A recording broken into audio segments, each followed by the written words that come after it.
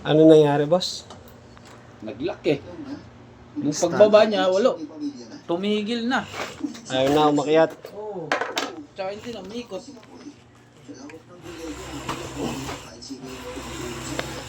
Kaya nagtanong ako, yung sinabi niya sa akin, tsaka sinasabi niya eh. Kasi hindi niya talaga kaya alagaan ng isa yung talakalawag na kuya. Pero wala ka talaga Ayaw na umikot. Nag-lock. Ayun. sa kanya. Hindi ba dapat nandun din yung mga yun? Kinalawang yung needle bar. Pag hinahanap yung pangalan ni Sir Ray, sabi ko, natatabunan na sabi ko, saan na kaya yung pangalan nito? Kinalawang yung needle bar, yung dulo. Ayan. Kaya siguro hindi ko umangat. Oo, kaya nag-stack up. Siya nasungan ng bibiktima sa mga panatag na yun. Kasi aswang na okay magdurugo. Kaya lalaki laging pinapatay niya. Sige daw. Pero ano po pong itsura ng aswang na to? Ang lang po maiwasan ko kung sakali makita ko, di ba? Siguro, hindi naman po. Eh ngayon lang gagawa ng ganito, Na-stack ng kalate. kalahating buwan. Kaya pala kinalawang yung needle bar. Sabi niya na hindi siya dapat umihi sa banyo. Ano po yun eh? Ay nung sinubo ko dito, sabi ko, ayun, pagbaba, ay hindi nang makyat eh, sabi ko, siya. Hindi naman po ako ganun tumingin sa tao. Ito naman talaga naging problema niya kinakalawang to. Lalo pag matagal ng hindi nagagamit. Kaya halimbawa kung i-stack mo, Nasa isang buwan na, dapat pala nilangisan na, no? kung tsaka check mo pa rin to, yung ganito. Ayun ang madalas dyan. Yan madalas dyan kinakalawang kasi yan.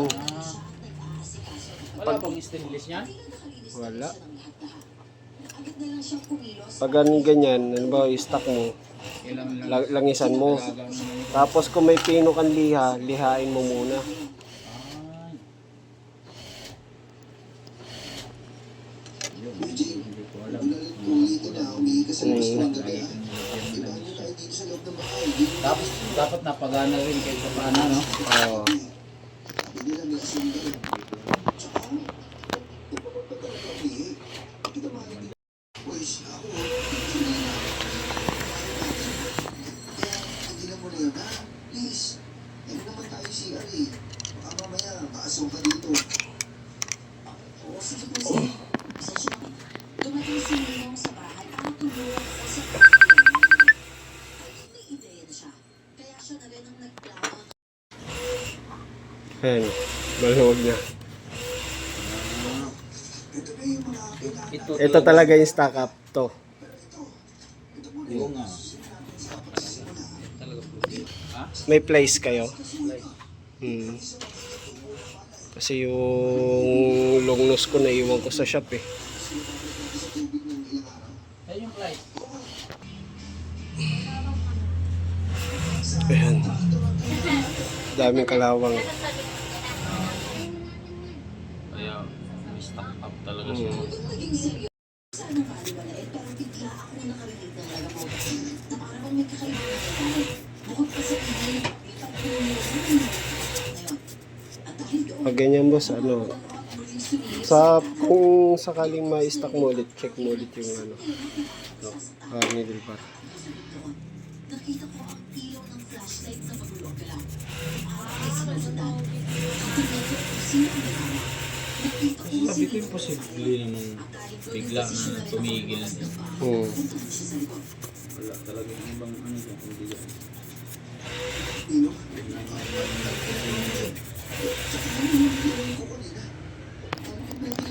Tapos malakas na pagaspas sa pag- Hindi lang ng gamit. Maganda sinasabi sa iyo mga tao tungkol sa Bali natanggal na natin yung kalawang sa needle bar, yung stack up. Buksan naman natin to. Bali, ito kasi, i-adjust kasi natin yung timing gawa ng nagluwag tayo sa needle bar. Ayan.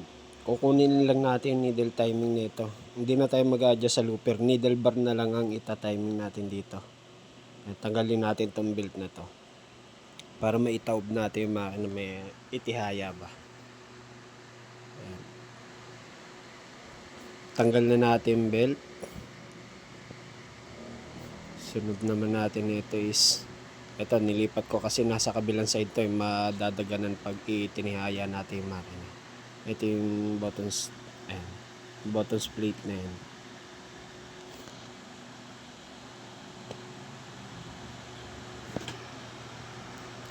Ayan, bali, tinawag ko na yung makina. Ayan, buksan natin to. Itong ilalim na to. Bali, ang kukunin natin timing dito is yung sa needle bar na lang. Kasi dyan lang naman tayo nag-adjust eh. Nagluwag eh. Nawala kasi sa timing yan. Gawa ng niluwagan natin yung needle bar na yan para matanggal yung stock up.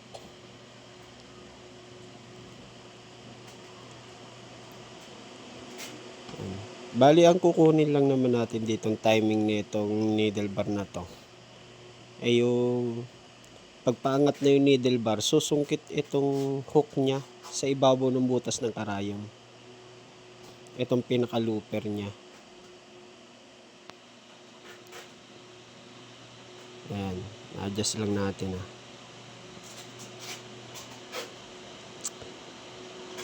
Ayan. Yan dulo ng hook na yan, susungkit lang yan sa ibabaw ng butas ng karayom. Ayan, pag paangat na yung needle bar mo, susungkit siya sa ibabaw ng butas ng karayom. Medyo hindi aninag natin yung butas ng karayom dito, pero yun yung tatandaan nyo dyan, susungkit yan sa ibabaw ng butas ng karayom. Ayan o. Pagpangat na yung needle bar, sungkit siya sa ibabaw ng butas ng karayom, tas yun na yan. Kasi naka-timing naman na yung looper niyan eh. Sa needle bar lang naman tayo nagluwag. Ayan, higpitan na natin. Ayan. Bali, kasi dito, ang nawala lang sa timing yung needle bar. Kasi dyan tayo nagluwag dyan, nag-stack up eh. Ayan na. Pagpaangat na, ayun o, makikita nyo yung karayom. Pagpataas na, susungkit yung dulo ng looper o, sa ibabaw ng butas lang ng karayom yan. Nakadikit yan ha. Saktong dikit lang pero walang wave yung karayom yan.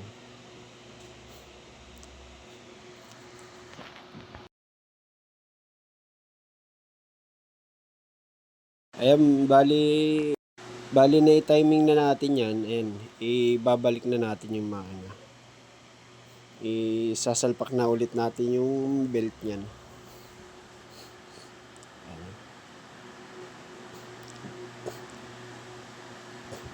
Tatayo na natin.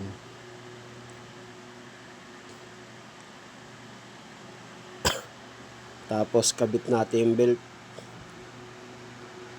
Ayun, kakabit na lang natin yung belt niyan.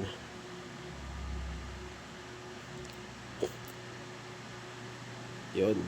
Ganyan lang magsalpak ng belt niyan. Tapos i-lock natin para hindi kumakalampag yung makina. Ito yung pinaka-lock niyan. Ayun.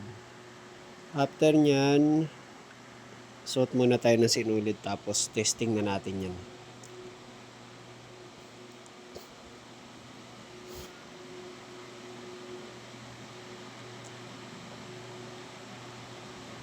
Tapos langisan na rin natin itong needle bar kasi baka may stock na naman nila, hindi kalawangin na naman.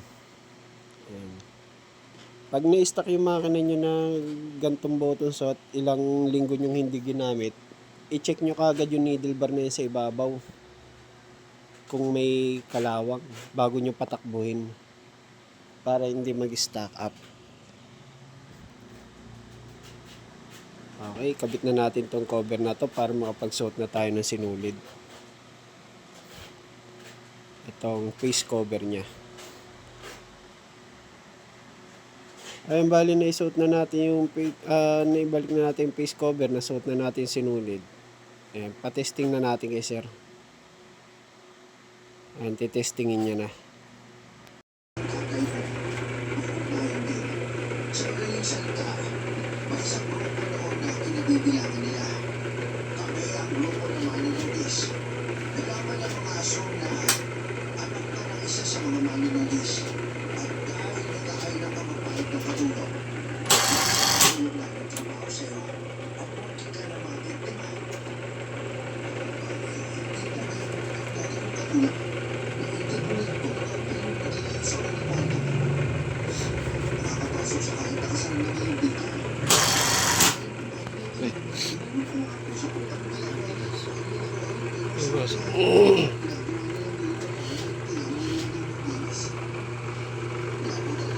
Ayun, nakapulupot.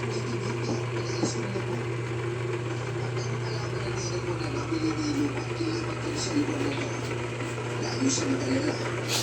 Sa maasahan namin sa grupo. At sa grupo ng ninong mo, bukawan namin ito. Kompleto kami sa mga kagabitan namin sa una. Kaya bilang kami, si Jane ang pinili namin makakasama mo para makikaligtas. Hindi ka basta mapapasok sa binigyan mo kanilang Diyos.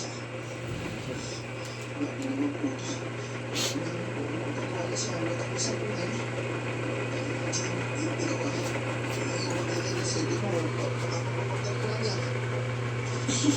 Hindi naman po, sir. Ganito lang po talaga ako. Totoo po talaga na minsan sa talaga ako kumintindi. Hindi ko po minsan sa gusto ko eh. Pero sinasabi mo kasi, minsan hindi ko rin naman Okay na, sir? Okay na? Ayan. Thank you. Yun lang. Ito lang talaga, no? Oo, basta na-stock yan ng kinakalawang talaga. Ito kalimitang kinakalawang dyan. Kailangan talaga malagaan ng mga ispa na to.